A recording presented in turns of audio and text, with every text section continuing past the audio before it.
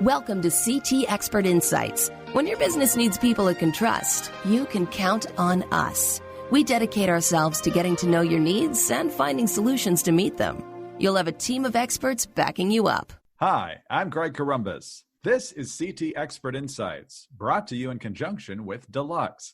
Deluxe is a trusted business technology company for enterprises, small businesses, and financial institutions, offering a range of solutions to help customers manage and grow their businesses. Our guest today on Expert Insights is Lisa Ellen Downs. Lisa is the owner of Ellen's Bridal and Dress Boutique in Wabash, Indiana, a town of roughly 10,000 people in Wabash County, Indiana. Wabash is about 45 miles from Fort Wayne and 90 miles from Indianapolis. Lisa has run the bridal shop for several years now and was actually featured on season 1 of Deluxe Small Business Revolution, a marketing makeover show on Hulu Prime Video and smallbusinessrevolution.org.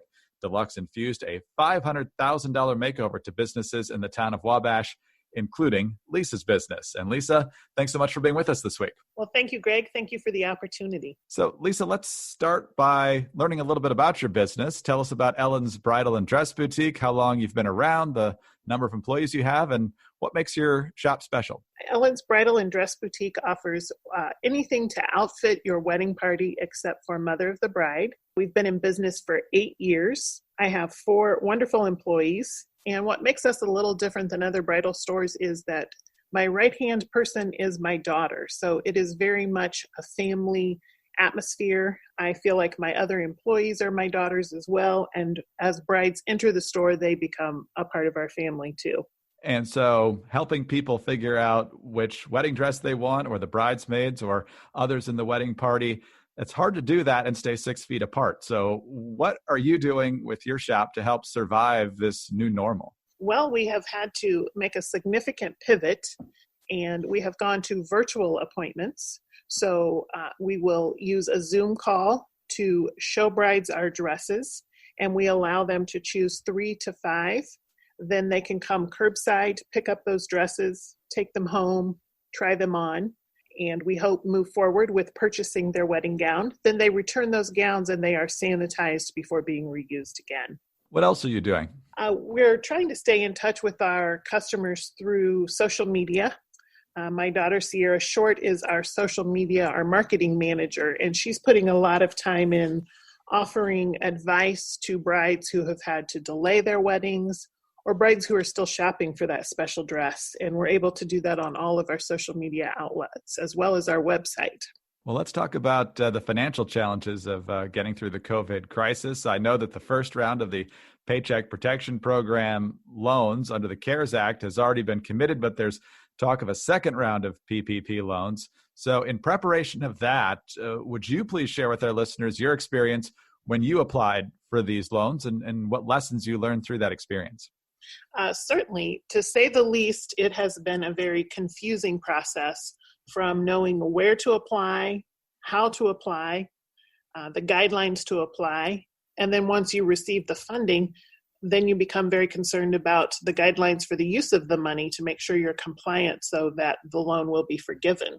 First of all, you found it very confusing. Why was that? We would hear in the news that you should just go to a bank and you would fill out the application and immediately you would have money in your account. And when I first started just calling banks around me, I found very quickly you needed to already have a relationship established with that bank. And luckily, I was able to move forward with my local bank. At first it was said that the big banks would have the easier time and the resources to process these loans quicker, but that very quickly became not the case. So talk a little bit more about the headaches on that front.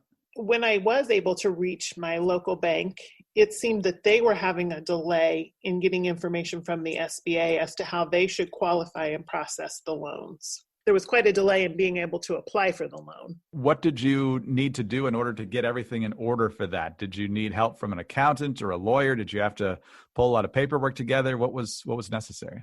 I did. My accountant was very helpful in speeding up the processing and closing of our 2019 books and getting our taxes ready. We clearly weren't yet at that April 15th deadline, so not everything was done. And the bank wanted current financials for any application. So I believe they were working, burning the midnight oil, getting this done for everyone. So how long did it take for you to hear back, or have you even heard back yet?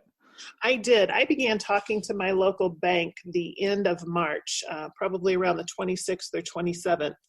And finally, on April 15th, I received a call that I had been processed, the loan had been processed and approved, and the following day, then I received the money into my account. And what did you do with it? It is still sitting there right now. I opened a separate account so that money could be tracked down to every penny. It is my intention to use that money for payroll, rent, and utilities. Payroll, rent, and utilities. How dire are those situations for you and from some of the other businesses you know around you? With having to completely close our doors and not be able to have any sales whatsoever, for instance, March 2019 to March 2020, we're down 46% in sales. For April, and here we're just sitting at April 21st, we're down 84%. So that makes it really difficult to meet payroll, rent, any of your bills.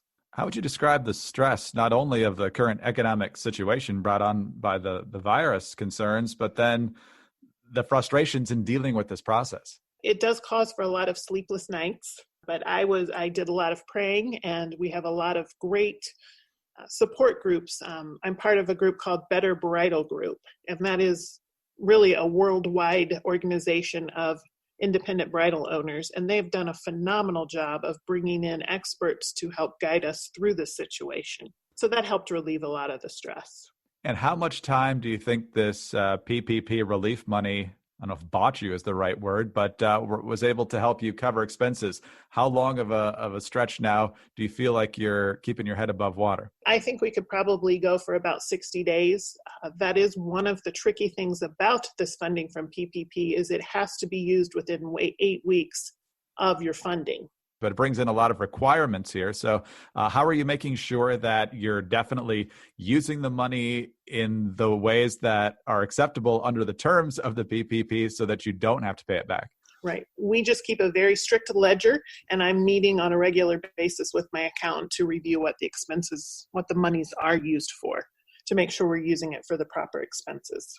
So Lisa, what is your advice to other small businesses at this time? As it's an overused phrase, we're living in a time of uncertainty right now, but it certainly is true. So based on what you've learned and what you've experienced, what would you say to other small business owners? I would strongly encourage them to apply for absolutely everything that comes across their plate. I think in a bit of overwhelm when this all first started, I wasn't sure I would apply for anything because I thought I can't afford additional loans. I'm too small. I'm not going to get any of the money. But I was encouraged by family and other business owners to apply, and I've been blessed to now receive the PPP loan. I've also this morning woke up to find in my account the advance on the economic injury disaster loan. Locally, we have two organizations, Grow Wabash County and Wabash Marketplace, who have generously put up loans, and I've applied for and been given both of those loans. I would just encourage business owners, explore all options, be persistent. Don't hesitate to call on a daily basis to see where you are, particularly with the PPP loan. I know the funds for now have been used up, but I believe they are in the works to refund the program. So again, get your documents in early and don't give up. We talked a moment ago about what this PPP money and some of these other relief efforts will do to help your business. What if you didn't have them? What situation do you think you'd be in financially without these programs? I think we would be planning our going out of business sale for the first day we're ready to open our doors. Hopefully within 60 days, things will be back to what passes for normal right now. Lisa, any final thoughts on your own experiences? Anything else you'd like to share with other business owners or other aspiring entrepreneurs? Just dream big, don't give up, and don't let the word no stand in your way. Keep trying. Well, Lisa, I'm seeing those same qualities that I see in a lot of successful small business owners as you navigate this crisis, that hustle to be the first in line and seizing opportunity for your small business when it presents itself. Hopefully 60 days from now, things are as close to normal as we can hope for. And we wish you many successes, not only this year, but many years to come. Thank you for being with us today. And thank you, Greg. Lisa Ellen Downs is the owner of Ellen's Bridal and Dress Boutique in Wabash, Indiana. I'm Greg Columbus reporting for Expert Insights, and for more information on this subject, please visit the COVID-19 resources page at ctcorporation.com. With 125 years of experience, CT is here to help you at every stage of the business life cycle.